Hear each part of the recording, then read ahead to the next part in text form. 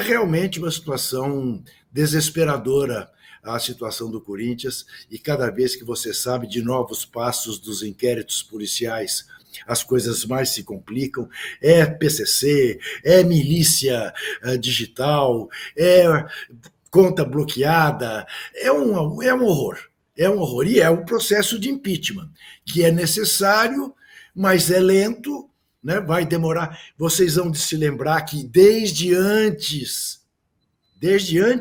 desse Augusto Melo ser eleito, já na campanha, eu dizia que havia quem dissesse que votaria nele para tirar André Sanches e companhia, porque depois seria mais fácil tirar o Augusto Melo, que o impeachment viria em 6 meses, e eu acabei errando por 2 meses, porque o impeachment demorou 8 meses, muito porque o presidente do Conselho Deliberativo, Romeu Tuma Júnior, segurou o que pôde, até não suportar mais e ter 90 assinaturas e pressão, e, enfim, e acusações contra ele também de omissão, ele acabou aceitando o pedido. Mas vai sangrar mais e mais ainda o Corinthians. Então, não tem paz de lugar nenhum. E é evidente que isso chega no campo, né? A falta de confiança dos jogadores do Corinthians é patente. O jogador prefere procurar alguém para dar a bola de lado a chutar em gol. Ontem entrou o Hector, estreou o Hector, e no primeiro lance, em vez do Yuri Alberto chutar em gol, tentou dar para o Hector e errou o passe. E o Hector olhou para ele e fez assim, como dissesse, chuta em gol. Os atacantes do Corinthians estão com medo de chutar em gol. É aquele lance que o Trajano sublinha sempre, do Pedro Raul. Seguraram a mão dele, ele parou, em vez de invadir a área e tentar fazer o gol ou até tomar o pênalti. Por quê? Para não assumir a responsabilidade de perder o gol. Essa é a realidade triste do Corinthians. Corinthians tem uma folha de pagamento de mais de 20 milhões de reais. A folha do Juventude é de 2 milhões e pouco. Da medida da diferença entre as folhas salariais. E o terceiro jogo entre Corinthians e Juventude esse ano. 2 vezes em Caxias o Juventude ganhou, aqui em Itaquera empatou 1-1, com 9 jogadores no final do jogo, né? Agora virá de novo a Itaquera na quarta-feira, vai enfrentar, né, a Fiel empurrando em busca do 1-0 e dos pênaltis. O Coronado Juca, o número de likes o Juca não deu. Assuma a responsabilidade do número de likes, Juca, por favor. Manda a ficha. 5 mil. 5 mil. Ele não tá bem, não. O Juca não tá bem, tá meio entristecido com o Corinthians. É isso. Tá bom, 5 mil. 5 mil tá bonito. Ô, Mauro, é nesse panorama de que o Juca acaba de falar com detalhes que o Corinthians vai enfrentar o Flamengo em Itaquera no fim de semana. O Flamengo com outras questões. Não exatamente de dinheiro, né? Porque lá no Flamengo machuca um jogador, se contrata uns 4. Assim o Flamengo fez na sua janela agora no meio do ano. Mas já tem mais jogador machucado também. Então eu queria que você falasse, desse Corinthians, o que você viu desse Corinthians, o que você tem visto, e também desse jogo do fim de semana, que pode marcar a volta, imagina-se também, do Tite a Itaquera. E o Flamengo aí com seus percalços de contusão. De quem é a culpa disso tudo? Bem, sobre o Corinthians, né? O que eu vi ontem é um time que parece fadado ao rebaixamento, né? Nos últimos 11 jogos, 1 vitória, 7 empates, 3 derrotas seguidas, né? 4 jogos sem vencer, é um desempenho muito ruim, de um time muito ruim e caro, né, para aquilo que apresenta. Ontem aquele golzinho do Gustavo Henrique proporciona a famosa agenda positiva, o copo meio cheio, mas o cenário é muito ruim, né? Já poderia ter tomado gols no primeiro tempo, tomou no segundo 2, e até que ponto, né, vale a pena? Lógico, pelo aspecto financeiro é sempre mais um dinheiro que entra, mas do ponto de vista técnico, permanecer em 3 competições me parece ainda pior para o Corinthians. Já jogou em Caxias do Sul quinta-noite com titulares em campo, né? Aí no domingo, quer dizer, no intervalo menor do que o do Flamengo, que jogou na quarta-noite em Salvador, terá que enfrentar o Flamengo. Isso até pode, em tese, minimizar um pouco os problemas físicos do adversário, né? Eu acho difícil ficar falando assim de quem é a culpa, né? a culpa é do preparador físico. Seria leviano da minha parte afirmar isso. Com base em quê? Qual o meu conhecimento disso? O que falta é o preparador físico, já que o Tite adora colocar alguns dos integrantes da sua comissão técnica ao seu lado nas coletivas. Está na hora do preparador físico aparecer, o Fábio Bacelar, até para tirar as nossas dúvidas da imprensa, dos torcedores, de todos, né? Sendo perguntado a respeito dessas questões físicas, né?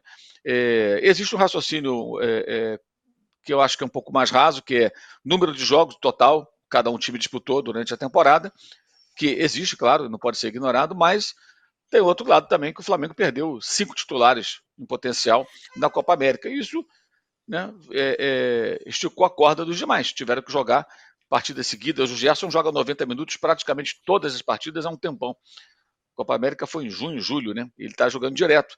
Então você não tinha como revezar, como alternar jogadores. Você teve que ficar jogando com os mesmos jogadores importantes sempre. E essa conta vai chegando. O caso do Michael, que sofreu a lesão muscular, ele estava jogando normalmente lá, mas não era para jogar, colocar quem? Não tem jeito. Agora, o Cebolinha não foi lesão muscular, nem o Vinha. São outras contusões, até muito mais graves. Mas essa quantidade de lesões, parece que é óbvio que se tem um culpado, é a sequência de jogos. Como evitar isso? Aí é uma cobrança que pode ser feita ao clube. Se preparou adequadamente ou não, mas é preciso ouvir o lado do clube para entender o que foi feito e por que não deu certo, por que tanta gente está se machucando, né? Mas até agora não falaram. Deveria falar.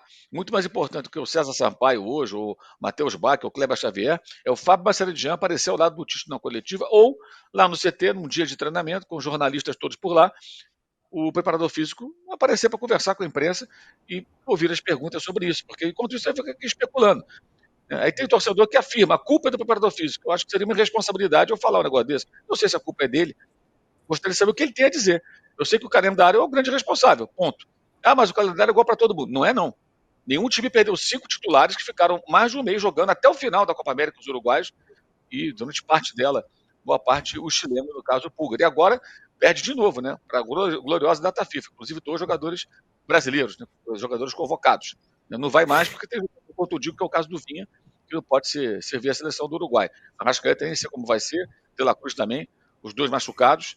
Então é uma situação que merece, acho que, uma discussão mais ampla. Mas não existem elementos para isso. Falta o clube se manifestar. Mas o clube não se manifesta, não fala, e a gente fica no terreno da especulação. Sobre as contratações, não era para ser um mercado tão pesado, acabou sendo muito em função dessas lesões, né, desses problemas físicos do Cebolinha. Por que contratou o Alexandre? Porque o Vinha se machucou. Por que contratou o Michael e agora o Plata? Porque o Cebolinha também se machucou. Então acabou sendo uma janela mais ampla. Caso contrário, eu acho que eu não teria contratado tanta gente. Iriam atrás do Alcaraz, de qualquer forma, né, que acabou sendo a contratação mais cara, que é um jogador que o Flamengo tenta contratar há anos, né, desde os tempos do Racing. Então, acabou sendo uma janela mais numerosa. E vai ter gente saindo, com certeza, né? É possível que saiam jogadores até agora ou mais adiante. Vai sair gente, vai negociar jogadores. Eles vão tentar equilibrar um pouco essa balança aí, negociando alguns jogadores. O Vitor Hugo já foi emprestado aí na negociação do argentino. E mais gente deve ser negociada mais adiante, muito provavelmente. Ô Mauro, o Cebolinha não, o Michael também está fora da temporada? Não desconheço isso. Ele teve uma lesão muscular. Mas eu não vi nenhuma informação de que ele não joga mais esse ano, não. Eu ouvi o Renato Maurício Prado dizer isso ontem. Eu desconheço isso. Tá. Aqui, ó, a galera já tá mandando mensagem pra gente. O Elisandro Banhos fala: parabéns pelo trabalho que vocês fazem. Muito obrigado. Não acho que fica sempre difícil fazer uma avaliação do nível de futebol das equipes, tendo em vista a quantidade de jogos e o número grande de contusões? Sim. Né, parece que o calendário brasileiro, do jeito que é quase que uma luta de sobrevivência ao longo da temporada. Agora, o Arnaldo, tem Corinthians e Flamengo em Itaquera e tem um jogo muito importante, que é Botafogo e Fortaleza. Aí sim. E aí, a minha pergunta é, essa rodada pode ser boa para o Flamengo nesse sentido, porque Botafogo e Fortaleza vão perder pontos. Alguém vai perder ponto, ou os dois até. Né? Depois, daqui a pouco a gente vai falar do Palmeiras, que pode se beneficiar com isso. Mas tem esse jogão aí no horizonte, queria que você falasse do Flamengo, do Corinthians e também desse jogão. Bom, o jogão, começando pelo jogão que é sábado, né? probabilidade de um jogão é grande, porque eles tiveram a semana de preparação, né? Fora da Copa do Brasil, os dois tiveram um respiro para essa partida que vale muito, né? Um confronto direto pela liderança, sobretudo para o Botafogo, que recebe o Fortaleza, né? O Fortaleza, com essa campanha impressionante, ele visita o Botafogo, depois vai visitar o Palmeiras lá na frente. Então agora vai ser testado em algumas partidas fora de casa, com agora a vantagem de poder, digamos, jogar pelo empate, jogar no erro do adversário, que é a sua especialidade, né? E o Botafogo precisa tomar a iniciativa, tentar recuperar a liderança nesse confronto direto, porque depois não tem mais Botafogo e Fortaleza, né? É o último dessa temporada. E não sei se a rodada pode ser boa para o Flamengo, Tino. Eu acho que essa partida tem muitos componentes no domingo aqui em São Paulo. Aniversário do Corinthians, Tite voltando a Itaquera, Corinthians falando em final, não sei o que lá, é final. Eu não sei exatamente, o Flamengo ele consegue hoje lidar com as três frentes. Aliás, o Corinthians também está em três frentes. Mas o Flamengo joga as três frentes para vencer as três frentes. O Corinthians joga as três frentes para sobreviver no Brasileiro e tentar algumas coisas, alguma final nas Copas. E ele não consegue. E acho que essa é uma questão. Eu estava pensando nas declarações dos jogadores e na dupla argentina que o Juca citou, Ramon Dias e seu filho. Como o Corinthians praticamente só tem recém-chegado, né? O Corinthians, a reformulação foi completa. Todo mundo que chegou, de técnico ao último jogador, veio para o Corinthians com aquela situação: eu vim para o Corinthians para ser campeão, eu não vim para lutar contra o rebaixamento. Foi a frase do Gustavo Henrique ontem, que fez o gol no finalzinho, né? Que dá esperanças ao Corinthians no jogo da volta contra o Juventude. O grupo do ano passado, do Corinthians, envelhecido, precisando sim de uma oxigenação, de um ajuste, sabia exatamente o que estava se passando com o time. Sabia que a prioridade era permanecer na primeira divisão. Sabia que manchar o nome que eles têm na história do Corinthians com o rebaixamento seria a pior das coisas. Vocês já repararam para pensar nisso? O Cássio, o Gil, o Renato, o Fábio Santos, o Paulinho, a única coisa que poderia acontecer na carreira deles no Corinthians era ser rebaixado com o Corinthians. Essa turma que entrou agora não tem a menor ideia disso. Fora o Fagner, eles não têm ideia disso. Então, na cabeça deles, é mais importante... Isso é instintivo, não é declaratório. É mais importante a possibilidade de ser campeão, tentar alguma coisa, tal, não sei o que lá. Eles não têm vínculos. E essa situação, para quem luta contra o rebaixamento, é complicada. Porque quando ela sola um time grande, quando não se tem vínculos, ela pode ser... E acho que também é sintomático para mim o discurso da comissão técnica que no Vasco, quando assumiu o Vasco, falava toda vez não vai baixar, não vai cair, não vai cair. E no Corinthians ela não é bem assim. Não vai cair, mas a gente quer ganhar. Não vai cair, mas a gente quer ganhar. Então, por mais que ele poupe alguns jogadores importantes nos jogos das Copas, a cabeça do Corinthians, do time, dos jogadores, da comissão está dividida. E o Corinthians está lá se preparando, como disse o Mauro, no Rio Grande do Sul. Volta para fazer um treino aqui em São Paulo e vai para o jogo. O Flamengo tem um histórico positivo. Acho que a chance do Corinthians no domingo, com apoio da torcida e tal, depende muito mais de uma eventual dispersão do Flamengo e do seu treinador do que das suas próprias forças. Se o Flamengo jogar minimamente concentrado e tal, é difícil o Corinthians vencer. E não basta mais o Corinthians empatar. O Mauro falou da lista de 11 jogos com uma vitória só, aquela com o Bragantino em Ribeirão Preto. Ao Corinthians no Brasileiro não basta mais empatar, mesmo com os melhores, né? Depois ele pega o Botafogo, não basta empatar, porque ele já empatou demais e está lá embaixo. Então, de fato, é uma situação que vai se tornando dramática, porque as rodadas vão passando, vai faltando menos jogos a cada semana, e o Corinthians tem esse sinal de alerta falado pelo Juca há muito tempo aqui, que é uma questão meio lenta e gradual, como os pontos corridos colocam, e a gente vai mirando quais os possíveis outros times que possam ser tragados pela zona de rebaixamento. A rodada no meio de semana com jogos atrasados foi ruim. O Criciúma ganhou. Cada vez que é mais difícil pensar do Criciúma descer para essa turma. O Juventude descer para essa turma. Agora, talvez o Bragantino está horrível. O Corinthians está mirando. Fluminense, Grêmio e Inter não me parecem times que vão lutar contra o rebaixamento. Então você fica falando, tudo bem, o Corinthians pode passar o Vitória, e quem mais, né? Toda semana, quem mais? Qual seria o outro? É uma situação no brasileiro muito complicada. Nas Copas, Tironi, tudo pode. O Corinthians pode eliminar o Juventude, pode ir para a semifinal com o Flamengo aqui, pode até eliminar o Fortaleza na Sul-Americana, mas o que importa são as 38 sagradas rodadas do Brasileirão. Ô Danilo, passar a bola para você, porque, como eu falei, né? Vai ter Fortaleza e Botafogo, fatalmente vai perder ponto. O Flamengo encara o Corinthians em Itaquera. E o Palmeiras encara o Atlético Paranaense, que é outro, o Palmeiras é outro que está na briga aí, e agora só nesta briga, pelo Campeonato Brasileiro. Mesma pergunta que eu fiz para o Arnaldo, a rodada pode ser boa? Se o Palmeiras fizer o serviço dele, sim, pode ser boa para o Palmeiras. Antes, rapidinho do Corinthians, eu andei conversando com o pessoal que vive o dia a dia ali do Corinthians, e além de tudo isso que a gente fala sobre o atraso no aspecto de pagamento, né, não atrasa, conta bloqueada e tal, tem uma questão do dia a dia do clube também, que os jogadores eles não estão exatamente vivendo confortáveis. Tem pessoas estranhas no CT, pessoas estranhas nos hotéis.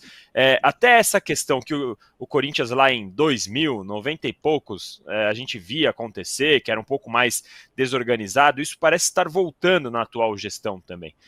O dia a dia ali no CT, hotéis, realmente os jogadores estão bem incomodados com essa questão também, então nada ajuda, digamos assim, né? Porque os caras não recebem em dia, contas bloqueadas e dia a dia ruim, e pior também, uma coisa que é muito estranha do Corinthians, o mesmo empresário que entrou na justiça e pediu bloqueio de contas, ele está fazendo negócios e continua trazendo jogadores para o Corinthians, então tem muita coisa que precisa ser melhor explicada aí nesses próximos dias de investigação da polícia também.